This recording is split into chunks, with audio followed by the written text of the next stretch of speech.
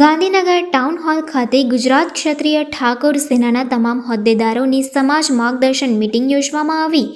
ગુજરાત ક્ષત્રિય ઠાકોર સેના ગુજરાત પ્રદેશ દ્વારા આજે ગાંધીનગર ખાતે સમાજ માર્ગદર્શન મીટિંગનું આયોજન કરવામાં આવ્યું હતું. આ મીટિંગમાં પ્રદેશ હોદ્દેદારો, જિલ્લા હોદ્દેદારો, તાલુકા તથા શહેરના હોદ્દેદારો મોટી સંખ્યામાં હાજર રહ્યા હતા. સમાજના પ્રશ્નો, સંસ્થાની આવનારી યોજનાઓ તેમજ સંગઠન મજબૂત બનાવવા માટેના મુદ્દાઓ પર ચર્ચા વિચારણા કરવામાં આવી હતી. આ મીટિંગ ગુજરાત પ્રદેશ પ્રમુખ અલ્પેશજી ઠાકોરની ઉપસ્થિતિમાં યોજાઈ હતી. તેમણે સંગઠનની એકતા, સમાજ વિકાસ તથા યુવાનોને મુખ્ય પ્રવાસ સાથે વધુને વધુ યુવાનોને જોડાવા માટે માર્ગદર્શન આપ્યું હતું. મીટિંગમાં સમાજ હિતના વિવિધ મુદ્દાઓ પર ઠરાવો પસાર કરવામાં આવ્યા હતા અને આગલા દિવસોમાં વધુ સક્રિય રીતે સંગઠન કાર્ય કરવામાં આવશે તેવી જાહેરાત પણ કરવામાં આવી હતી. જે ઊભા છે ને બધાને વિનંતી કરું કે જગ્યા તો છે જ, હજુ થોડી ઘણી બચી છે. એક બબે ખુરશીઓ ખાલી છે.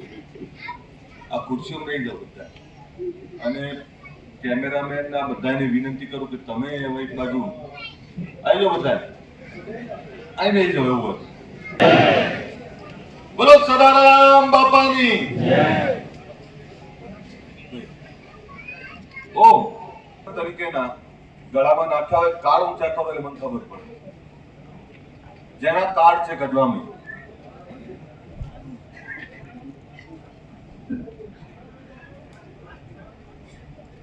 વાહ, તમારી જોડે છેલ્લા 3 મહિનાથી આપણે અલગ અલગ કાર્ડ મંગાવ્યા, નામો મંગાવ્યા અને નામોમાં સભ્યો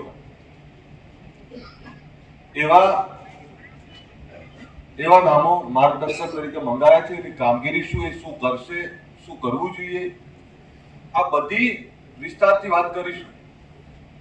પણ એ પહેલા કોઈ એક સંગઠન બને વર્તમાન અને ભવિષ્યની વાત તો કરવી પડે. તમે ભૂતકાળની વાત ના કરો, વર્તમાનની વાત ના કરો અને ભવિષ્યની ચિંતા ના કરો તો એ સંગઠને શું કર્યું છે, શું કરવા માંગે છે ખબર નહીં પડે. ગુજરાત ક્ષત્રિય ઠાકોર સેના એ સુરેન્દ્રનગરમાં વાત મુકાણી, એ બોર્ડિંગમાં વાત મુકાણી, ત્યાંથી પહેલી મીટિંગ કરનાર એ ધાંગધ્રા ધીરુભાઈ હારેજાને બધા. અને ત્યાંથી સૌથી પહેલી એક દમદાર મીટિંગ જો કરનાર હોય ત્યાંથી પછી તે આઝાદનગર, ભાવનગરનું આઝાદનગર ને ત્યાં રાજુભાઈ ને આ દિનેશભાઈ ને બધા બેઠા છે. એની ત્યાં ખૂબ સુંદર ને ખૂબ મોટું આયોજન ત્યાં થયું. અને હમણાં તમે ધારીના પ્રમુખ રમેશભાઈ બારોલાન સાંભળે, મથુરભાઈ બેઠા છે અહીંયા. ધારીના જંગલમાં જ્યારે હું મીટિંગ કરવા ગયો, વરસતા વરસાદમાં રાતના 8 થી 9 વાગેલા અંધારું થઈ ગયેલું અને વરસતા વરસાદમાં હું ગાડીમાં હતો અને મારી આગળ 40-50 બાઇકો ઉપર યુવાનો હતા. અને મને એવું થયું કે હવા વરસાદમાં આવી આગળ જઈ રહ્યા છે તો જ્યાં જવાનું છે ત્યાં તો સંખ્યા જ નહીં હોત. એટલે મેં એવું કહ્યું સભા નહીં કરવી, પણ આ બધા જોડે રોકાઈશું, ચા પાણી નાસ્તો કરીશું, જમીશું. પણ એક ડેરું ખોલ્યું, ડેરાની અંદર ગયા. રાતના વરસતા વરસાદમાં 8 થી 9 વાગે 500 થી વધારે લોકો રાહ જોઈને બેઠા હતા. વરસતા વરસાદમાં એ રમેશ ભરોલા ત્યાંની વાત કરે. એવી જયારે વાત કરું ત્યારે ઘણા પ્રમુખો મારા આકરા થાય, ઘણા મારા પર ગુસ્સે થાય, મારાથી નારાજે થાય. એ સૌરાષ્ટ્રના પ્રમુખોમાં એ મારા રમેશભાઈ બેઠા છે, જીત બેઠો છે, હિતેશભાઈ બેઠા છે, અમારા ઉગરેજા છે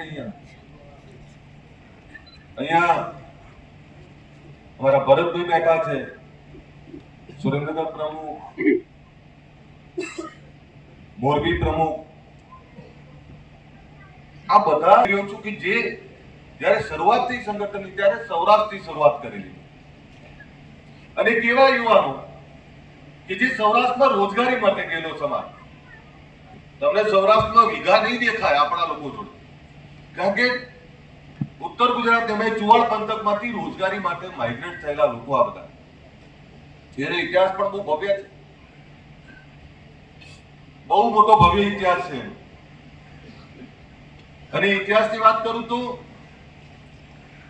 ચુવાડમાં ધર્મ પરિવર્તન કરવા માટે એ વખતે બહુ ચાલતું. અને એ વખતે આ બધા તાબે ના થયા અને ત્યાંથી ધાંગધ્રાથી પછી આખા સૌરાષ્ટ્રમાં ફેલાણ.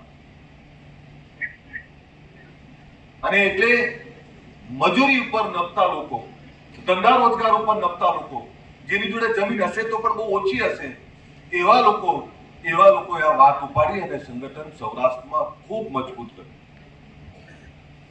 એથી અહીં આ બાજુ આવ્યો સભા. એ મીટિંગ પછી મને એવું કહ્યું કે તું સાચો છે, આપણે પુસ્તક સામું જોયું નહીં. ઘણા એવા હતા કે જે પુસ્તકો તો કોઈ જોયું નહીં. જેને વાંચનનો શોખ હોય, જેને લેખનનો શોખ હોય, જે શિક્ષણ માટેનો ઈચ્છુક હોય, એ પુસ્તક સામું જોશે. મારી તમને વિનંતી એટલી જ છે કે ગજવામાં પેન રાખો અને લખવાની આદત રાખો ને વાંચવાની આદત રાખો. સાહેબ ત્યાં ઘણી બધી દિશા પણ ત્યાંથી કલેક્ટર ઓફિસે અમે વ્યસન મુક્તિ માટેના ધરણા કરે. અપેક્ષા હતી કે 500 લોકો, 500 ખુરશી મૂકેલી, 500 ખુરશી ભરતા આંખે પાણી આવી ગયું. પણ વાત હતી વ્યસન મુક્તિની. કેમ કે આ વ્યસનોના કારણે મારા સમાજે ઘણું બધું વેઠ્યું છે. આ વ્યસનોના કારણે અનેક યુવાન નવલોહિયા દીકરાઓ આપણે ગુમાયા છે. આ વ્યસનોના કારણે કેટલાય લોકો, આપણા લોકોનું અહિત, કેટલી દીકરીઓ વિધવા થઈ, કેટલાય બાળકો અનાથ થયા. પણ તેમ છતાં વ્યસનોના કારણે આ સમાજે ખૂબ અધોગતિ વેઠી. મને એવું થયું કે એક સમયનો આ સમાજ જે બીજાના રખોપા કરનારો, બીજાને આપનારો, આજે એની દશા કેમ આમ છે? તો મને એવું થયું કે વ્યસનો છોડી દે તો 50% તો